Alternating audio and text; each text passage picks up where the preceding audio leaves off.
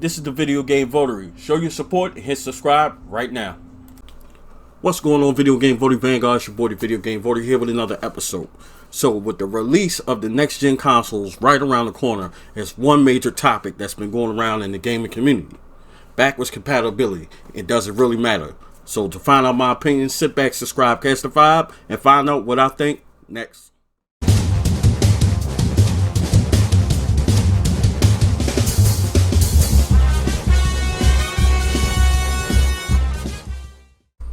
Okay guys, welcome back. So as I mentioned in the intro, this is a major topic in the gaming community. Plenty of content creators have chimed in, gave their opinions, teamed up on videos to discuss this topic of discussion, which is backwards compatibility and does it really matter. I got some notes here we're going to go off of, and I want to give my point of view on it. So to answer the question right off the bat, does backwards compatibility matter? No. Initially, it doesn't matter, and that's where I'm going to lead into that. Initially, it doesn't matter for the simple fact that for the majority of people, they already have this generation of console. So it doesn't matter technically whether or not it's backwards compatible, because most people already have this generation, so it's not really a big deal. It's not going to make or break the system per se. But let's dive a little deeper. Could it matter? Absolutely. And it's really a matter of choice, and I don't think it will make or break one or the other. But let's just go with the facts that we do know now. Right now, we do know that the Xbox Series X, according to Microsoft, is going to be fully backwards compatible, going all the way back to the original Xbox, then the 360, as well as the Xbox One. Now, PS5, on the other hand, they're saying up to 100 games, 100 of the most popular games. And even that can get a bit tricky, because you got some people that are fans of sports games, you got some people that are fans of the shooters, Call of Duty, stuff like that. Games that some gamers don't really necessarily care about. So what do you consider popular? Is it by sales? Sales may mean nothing. The most popular game past couple of years has been Fortnite. I'm pretty sure we don't care about the PS5 or the Series X being backwards compatible with Fortnite. We got some games that we care more so about. So that's one thing, you know, that make you think what direction Sony seems to be going in. Now, the first thing that I got on my list is direct competition. Now, you know, there's three main companies in the gaming community that kind of control the market. You got Sony, Microsoft, and Nintendo. Nintendo kind of is in their own lane. They could do whatever they want because they got their first party titles that hold them over each and every time. They're very innovative, and they were able to capitalize off mistakes that were made, and then they came out with the Switch. But they are not really on par with Microsoft and Sony. They're kind of leading the pack as far as what they call quote-unquote hardcore gamers. I know I've had a video in the past that I was challenging Nintendo to really compete with the other two, which is another subject in its own. But like I said, Nintendo's kind of in their own lane, so they're not really included with this. Ever since I believe it was PS2 and Xbox original was lined up against each other, they have been in direct competition with one another. It's been a thing. It's not brand new.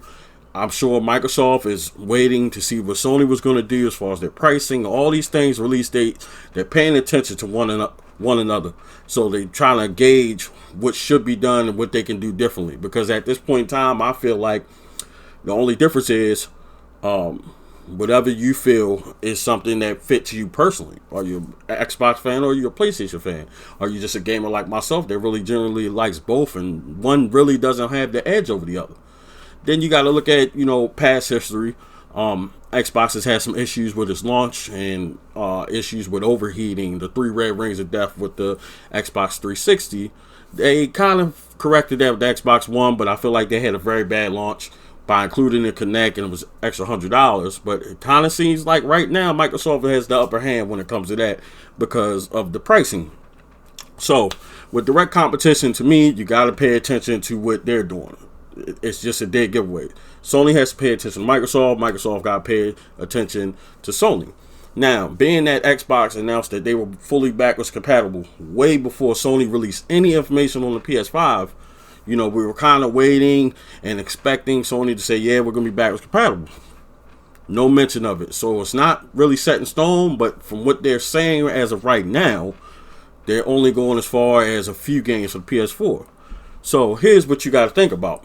You want to release it for the holiday season, holiday time shopping season. This year is going to be very, very different, given that the current pandemic in the state, in the United States of America and all around the world, some people aren't at work. They haven't gone back to work yet. So less pay. And that's not to say that some adults that are still working, thankfully, are able to go and make their purchase. But here's the thing. When you got parents that's not so much into gaming and don't understand, they're going to walk into the store. They're going to ask the GameStop associate, Best Buy, or Walmart. They're going to sit up there and they're going to have both right next to each other. They're going to say, what's the difference? Now, it's not set in stone, but it's been said that the PS5 is going to be somewhere in the market, the physical edition. They're going to have a digital edition as well. The physical edition is supposedly going to be around the $550 price point. And there was discussions with numerous Sony reps that were saying that there were certain parts in the plane they got to compensate for that as far as what they're pricing. Very believable price. And then they got the digital edition, which I'm not a fan of. But, you got Microsoft, who hasn't.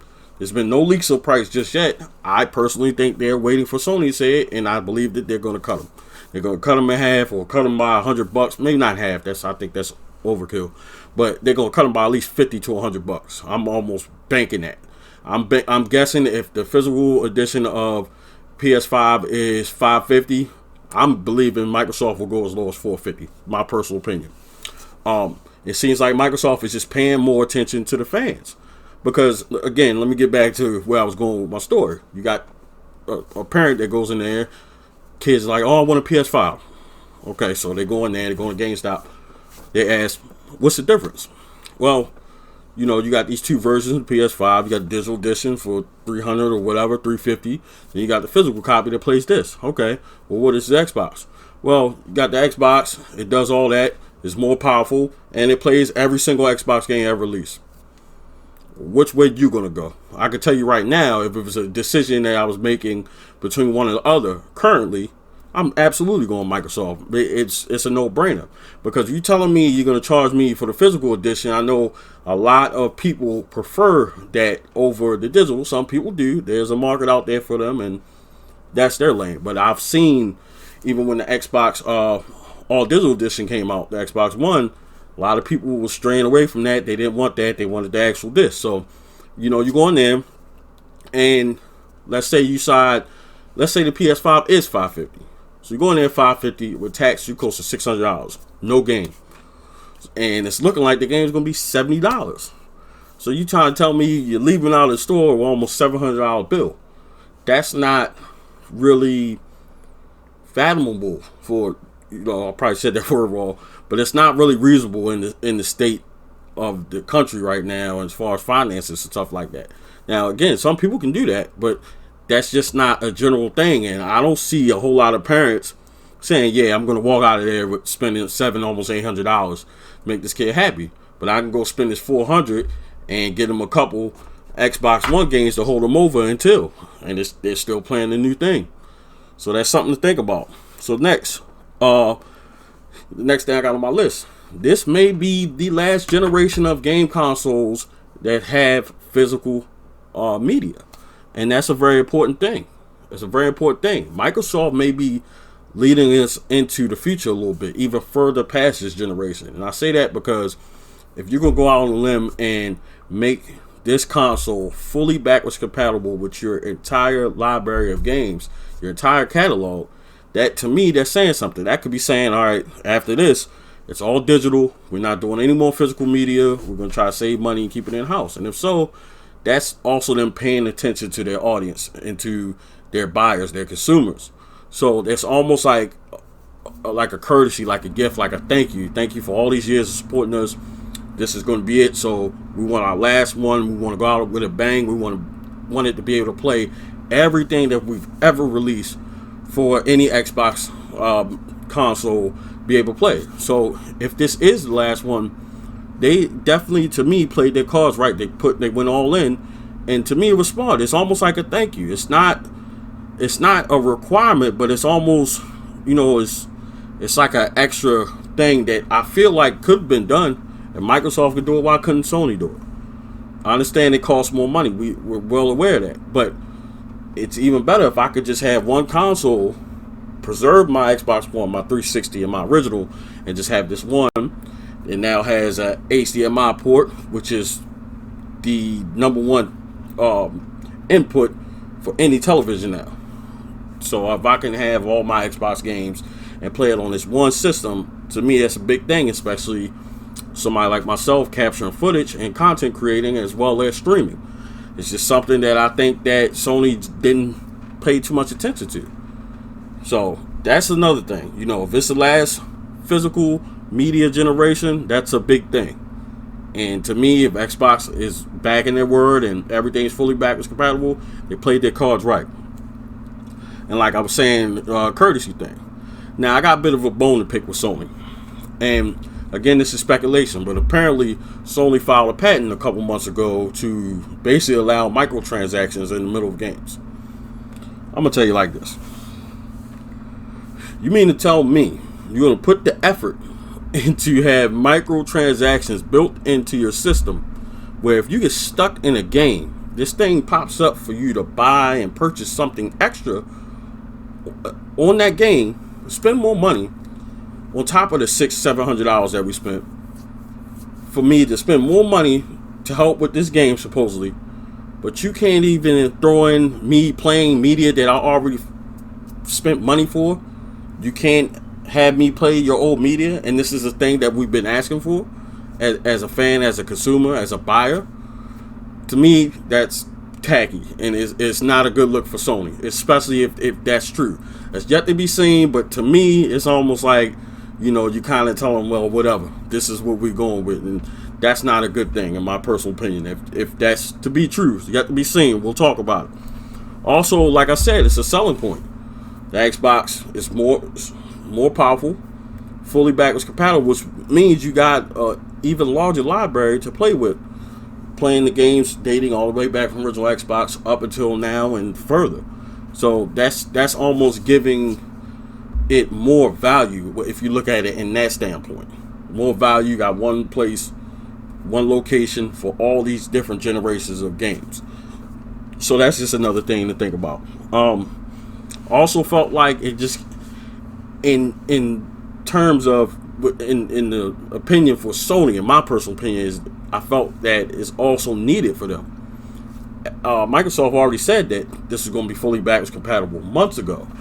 So I felt like while Sony was kind of still hidden in the bushes and waiting and preparing themselves for these presentations that they had, I felt like, you know, that's something that it needed to happen. It needed to happen because Microsoft did it.